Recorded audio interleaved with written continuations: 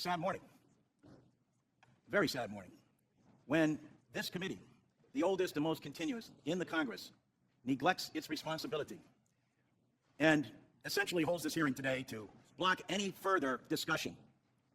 The men and women on this committee are good people. They're honest and caring people.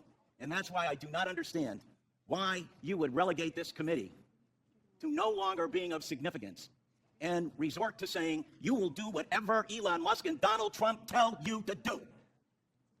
Where's the independence of the committee? Where's the legislature? We're an equal branch of government. And you start off with a blather, and yet when they look at the empty seats here, where's Elon Musk?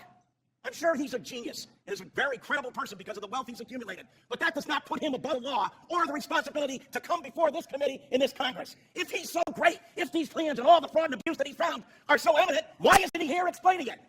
You know why. Because he's out to privatize Social Security. He's been on television the last couple of days talking exactly about Social Security, Medicare, and Medicaid, and what he intends to do. Privatize it. The American people, some of them may have been born at night, but not last night.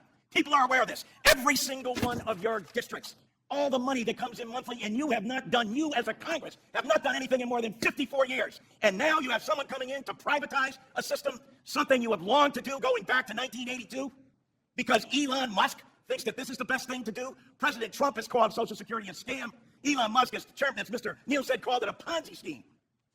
Ask that of the people in your district. Ask that, Mr. Smith, of the more than 198,000 people in your district who rely on Social Security, and you won't even let the person who's planning to privatize it, who's telling the big lie in front of everyone, in bold as he possibly can, saying, this is what we're going to do. The Congress is in our back pocket. We don't even have to come before them and testify, because we control the House, we control the Senate, and we control the presidency. And it's the tyranny of the executive. It's why these resolutions were first adopted back in 1789, because the founding fathers knew that the executive branch does not have total authority over the legislature, unless you have a willing party that says, no, we're going to do exactly what you tell us to do, Mr. Musk and Mr. President. It doesn't matter to our constituents. It doesn't matter how much money they are not going to receive. We're not even going to tell them the truth about what's going to happen to them. And every single one of these districts where they're being shut down and their personnel, and as Mr. Neal said, then after you cut and eliminate the people, say the agency isn't responding accordingly. No other agency operates for under less than 1%.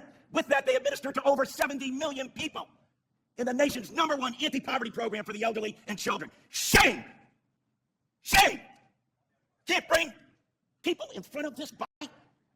If he's right, if they're so good, if they're so just, why aren't they here telling the American people about it? They're not, because you know the truth. It's about privatization. I yield back.